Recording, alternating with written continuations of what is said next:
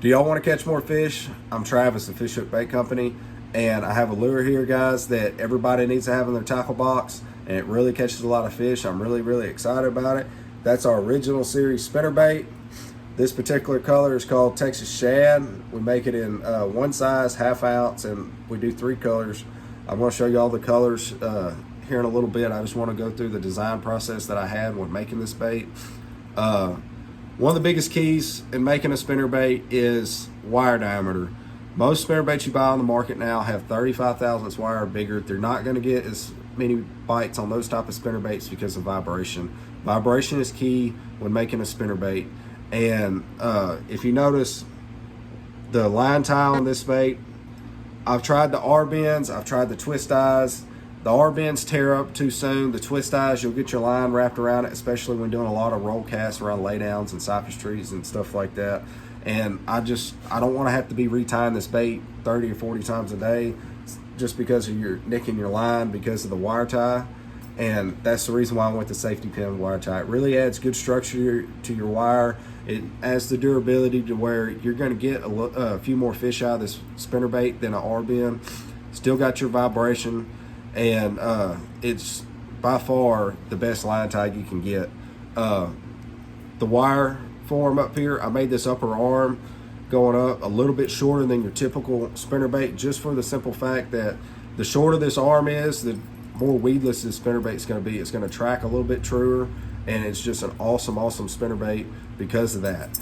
And your blade spacing, I spaced it about a 1/2 inch, so you don't want these blades interfering with one another, because these blades do counter rotate. And the reason why they counter rotate, you want them counter rotating, is that if something gets on this blade, it's going to keep this blade's going to keep it running true, or vice versa. And you want that bait to run true and stay in that strike zone as long as possible. The rear loop there, you don't see that very often. The reason why I did that is you don't want to lose this rear blade. Eventually with them, if I just looped it around, you're going to lose your rear blade because of just a day-to-day abuse. So I tied that with some braid and sealed it off. It really makes a huge difference. You're going to tear this spinnerbait up before you lose your blades. And most of the time when it's going to break, it's going to break right there at the head, so you can save these blades for doing something else. Everybody asks me, well, why do you put a crane swivel on your spinnerbait? Guys, it starts making a different sound, is the best I can tell you. It outfishes a ball bearing swivel. I don't know why. That's the only thing I can come up with, is that crane swivel makes a different sound once it gets broke in. It makes a difference. I know it's something little, and I know it's hard to believe, but I've been in the same boat with the guy, and I'll be in the front of the boat fishing the same cover, and he'll be kicking my butt because he has a crane swivel while I have a ball bearing swivel. And then I switch the swivel out and I go to catching fish. It's just like it. Don't even get me started. Like, I was aggravated that day because you can't tell me those fish know the difference between a ball bearing and a crane swivel. But I put a 4/0 hook in it with a wire keeper for those guys that do like to run trailers on their spinnerbaits. All the skirts are hand tied. You can see, or maybe you can see. Can you see right there? They're hand tied with a 6-pound braid. Really good skirt. You're not going to lose it. Not going to strip it up. I made it thin, so it's going to have a lot of action.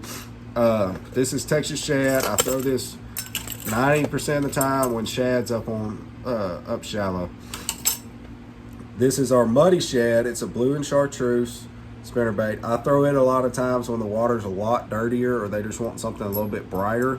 I love nickel blades. I'm not a big fan of gold blades. If I can get away with nickel blades, that's what I'm going to try to get away with. And probably my least selling color, but my favorite color, and I don't understand why a lot of people don't take this into consideration. 9 times out of 10, when fish are shallow, they're on a bluegill bite, except for during the fall and during the shad spawn. That's the only time they're going to be really on shad, unless something else, unless there's a lot of shad in the area. So this is Perky Perch. My favorite color is my version of a watermelon red. I catch a lot of big fish on this color, and I don't understand why more people don't throw this color. It's a real secret, guys. They absolutely love this color. To be honest with you, as a tournament angler, I really don't want to tell y'all that, but as a business owner, I want people to buy these baits, and I want people to catch more fish on them.